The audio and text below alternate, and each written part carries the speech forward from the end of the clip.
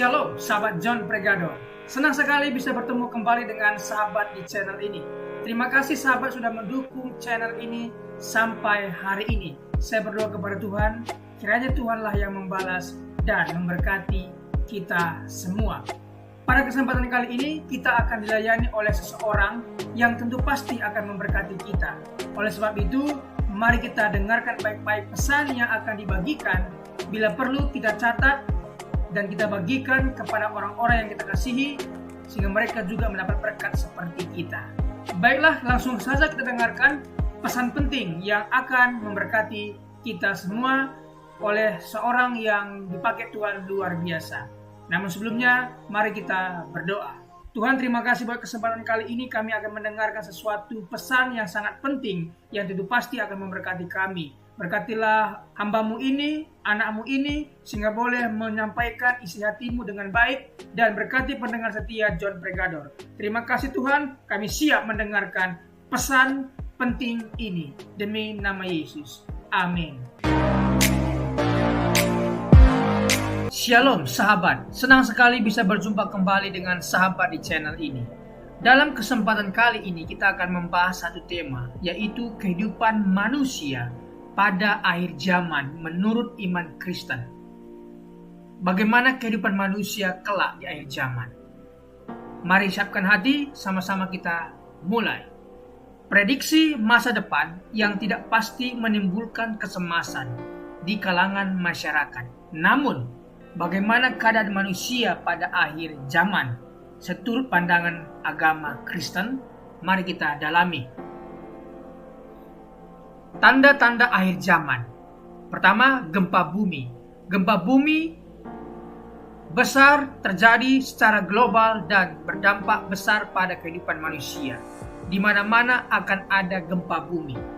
Tidak hanya gempa bumi yang terjadi di Indonesia saja, tetapi di seluruh belahan dunia terjadi gempa bumi secara global, berdampak besar. Ini pastinya akan mempengaruhi kehidupan manusia. Mau lari kemana kalau bumi sudah bergoncang? Tentunya kita lari kepada Tuhan. Amin. Yang kedua, bencana alam. Banjir, kekeringan, angin topan, dan perubahan iklim secara drastis menjadi semakin sering terjadi. Yang ketiga, perang dan konflik global. Perang, terorisme, dan konflik global menunjukkan berbagai gejala yang mengindikasikan akan terjadinya bencana besar di seluruh dunia. Akhir-akhir ini, kita selalu mendengar perang dan berita deru perang, di mana peperangan antara Palestina dengan Israel yang merebutkan satu tempat wilayah teritorial yang kedua belah pihak mengakui itu adalah milik mereka. Lalu mereka perang untuk mendapatkan wilayah itu. Kemudian di Rusia dan Ukraina juga perang juga sampai hari ini. Di Asia juga ada. Mari kita doakan agar terjadi perdamaian abadi. Keempat, kehidupan moral yang merosot. Ada 4 tanda: gempa bumi, bencana alam, perang dan konflik global. 4, kehidupan moral yang merosot. Masyarakat semakin menjauh dari nilai-nilai moral dan etika dan semakin berorientasi pada kenikmatan dunia. Kita tidak usah jauh-jauh, di mana LGBT, entah apa namanya sekarang, itu di suatu wilayah atau suatu negara sudah memiliki beberapa jenis kelamin. Ini kan bisa dibilang kemerosotan moral. Moral yang pernah terjadi di Sodom dan Gomora sedang terjadi di dunia ini. Maka dari itu jangan pernah kita ikut dengan nilai yang salah. Pernah terjadi di kehidupan Nuh, pernah terjadi di kehidupan Lot, Sodom Gomora. Jangan pernah kita adopsi nilai yang salah itu, karena itu bertentangan dengan iman Kristiani, bertentangan dengan apa yang Tuhan ajarkan. Kalau kita lakukan itu, maka tentu pasti kehidupan moral yang merosot dan negara itu akan dibumi hanguskan, sama halnya dengan Sodom dan Gomora. Ini adalah tanda-tanda akhir zaman. Pengaruh keadaan akhir zaman terhadap manusia. Pertama, stres. Kenapa? Karena telah kita sebutkan tadi ada 4 hal tanda-tanda akhir zaman. Itu membuat kita terpengaruh dan stres.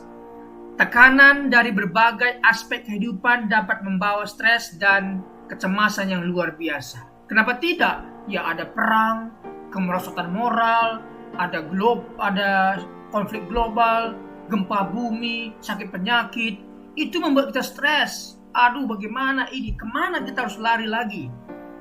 Kecuali lari kepada Tuhan. Membuat kita tenang dan penuh dengan sukacita. 2. Ketidakseimbangan. Ketidakseimbangan dalam kehidupan dapat menempatkan seseorang ke dalam kekacauan dan merugikan stabilitas kehidupan. Ini dia, ketidakseimbangan. Uang masuk dengan uang keluar, ya kan? Kemudian apa yang kita kerjakan di pertanian dan kita jual tidak seimbang. Pupuknya lebih besar harganya daripada hasil panen. Tidak seimbang. Banyak hal lagi dalam perekonomian.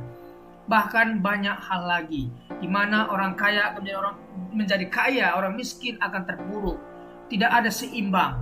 Pejabat akan dia saja yang menjabat, dari bapaknya, dari anaknya, cucunya, semua. Itu namanya nepotisme. Ya kan? Jangan terjadi hal ini di bangsa kita. Ketidakseimbangan akan membuat merugi stabilitas kehidupan. 3. Cobaan iman. Hari ini juga kita sering mengalami cobaan iman, tetapi di akhir zaman cobaan iman mengerikan. Keadaan akhir zaman akan menuntut iman dan komitmen yang kuat untuk membawa manusia menuju jalan yang benar. Jadi cobaan iman ini di zaman dahulu itu berat sekali. Mereka harus membayar dengan nyawa, membayar dengan darah untuk mempertahankan iman mereka. Tapi di zaman akhir juga akan mengalami hal yang demikian. Apakah kita akan tetap pegang teguh iman dan kasih Tuhan, atau murtad, atau menolak Tuhan? Jadi cobaan iman ini akan terus berlanjut. Tetapi kita harus komit, harus pegang teguh, kuat kepada iman kita. Penyebab kehancuran dan kegelapan pada akhir zaman. Pertama, balas dendam Allah. Tentunya Allah akan turun tangan dan melawan lawan-lawannya. Ya kan? Yang antikris dan beberapa negara mungkin akan menjadi lawan Allah, dan Allah akan memenangkan pertempuran itu. Allah azab ke atas orang-orang yang menolaknya dan membuat kekacauan di dunia ini. Seperti yang terjadi di Kejadian 11, yaitu Menara Babel, dikacaubalaukan bahasa mereka. Tuhan akan mengacaubalaukan juga, menghancurkan, bahkan melawan, memusnahkan manusia-manusia yang tidak baik, seperti kejadian Nuh. Hanya Nuh dan keluarganya yang diselamatkan, tetapi seluruh isi bumi dihanguskan. Berikutnya, kerusakan lingkungan. Kerusakan lingkungan dan perusahaan alam menjadi penyebab bencana alam dan musibah yang merusak dunia. Seperti gambar yang kita lihat di sana, asap itu membuat polusi udara. Artinya polusi udara, asap yang di mana kita harus menghirup oksigen, ternyata kita menghirup karbon dioksida. Itu bisa membuat kita cepat menghadap kepada Tuhan. Artinya meninggal karena terlalu banyak menghirup karbon dioksida. Berikutnya, kekerasan dan perang. Kekerasan dan perang menjadi hakim bagi banyak manusia dan menjadi penyebab kematian dan kehancuran. Kekerasan dan perang ini adalah satu hal yang tidak Tuhan inginkan terjadi. Tetapi Tuhan mau keharmonisan, kerukunan, damai sejahtera. Tetapi manusia karena maruknya, manusia karena songongnya, sombongnya, angkuhnya, ingin menang sendiri, mereka melakukan dengan jalan kekerasan dan perang. Ini hanya merugikan umat manusia lain. Berikutnya, ketidakadilan dan ketimpangan sosial.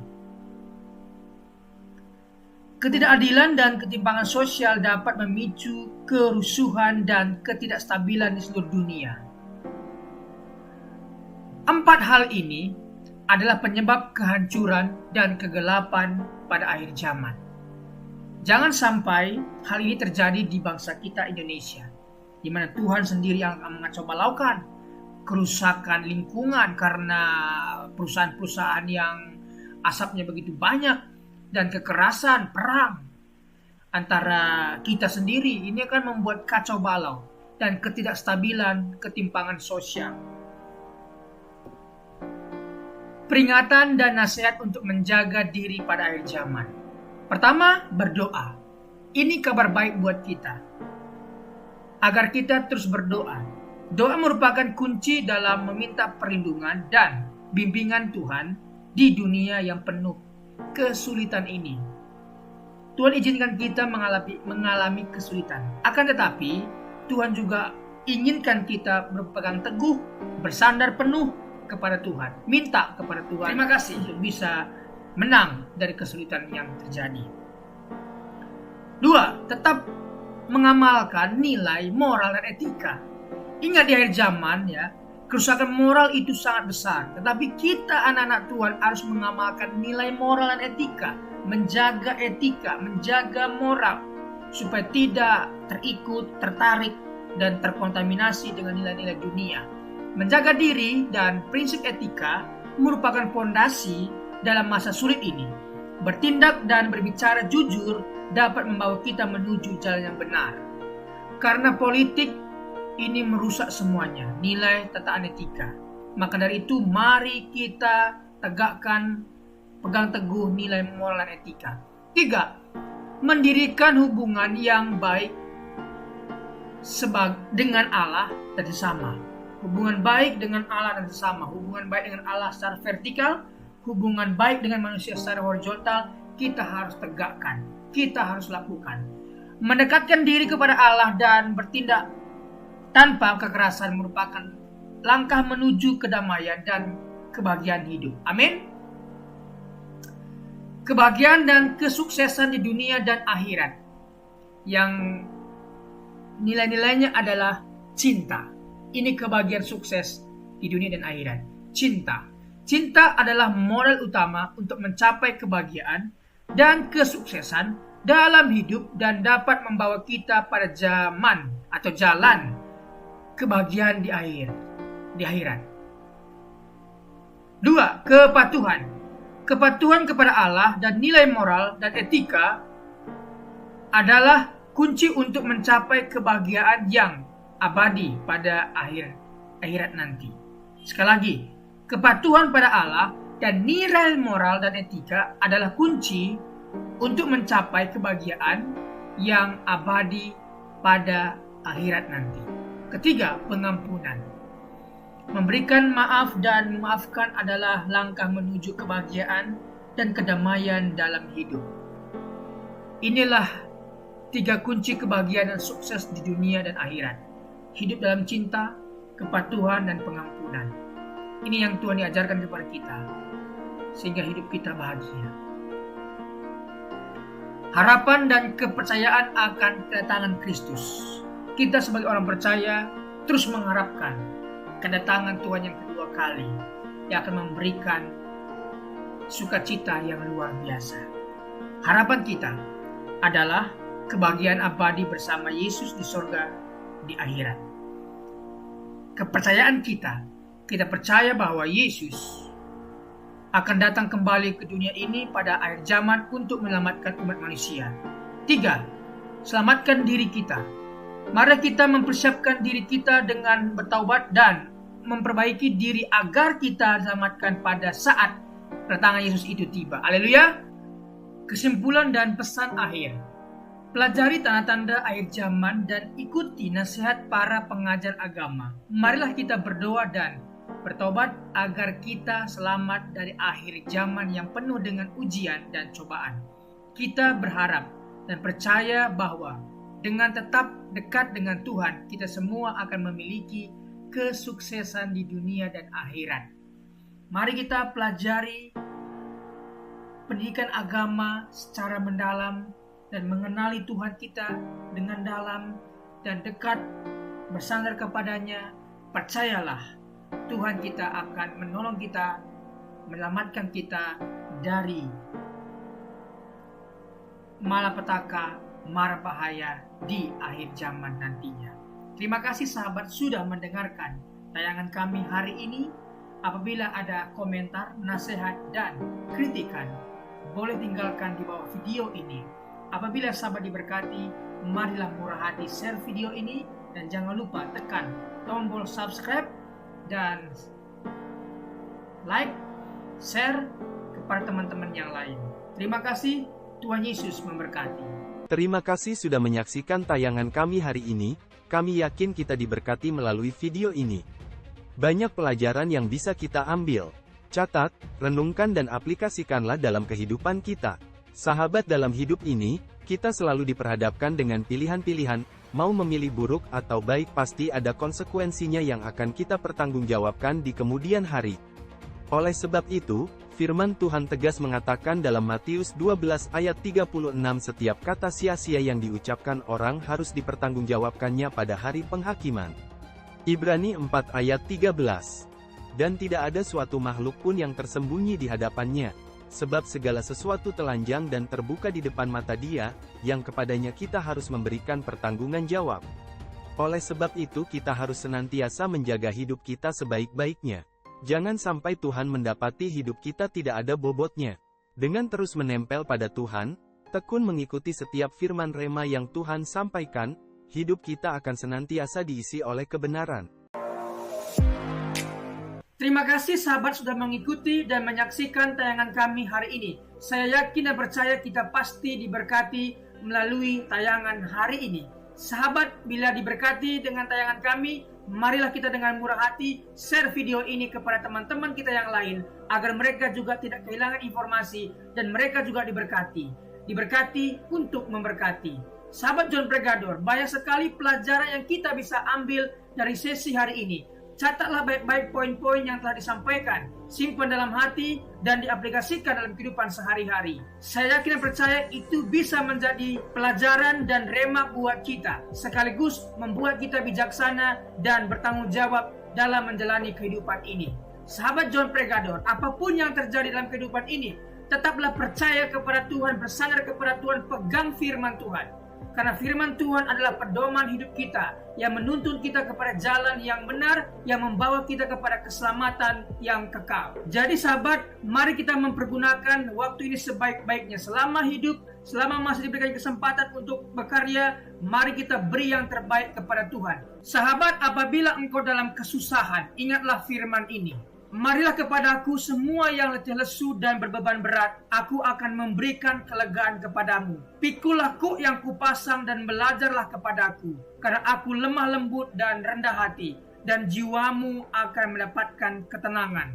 Diberkati orang yang mengandalkan Tuhan, yang menaruh harapannya kepada Tuhan. Ia akan seperti pohon yang ditanam di tepi air, yang merambat akar-akarnya ke tepi batang air, dan yang tidak mengalami datangnya panas terik, yang daunnya tetap hijau, yang tidak khawatir dalam tahun kering, dan yang tidak berhenti menghasilkan buah. Janganlah takut, sebab aku menyertai engkau.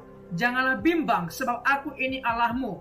Aku akan meneguhkan, bahkan akan menolong engkau. Aku akan memegang engkau dengan tangan kananku yang membawa kemenangan. Sebab aku ini mengetahui rancangan-rancangan apa yang ada padaku mengenai kamu.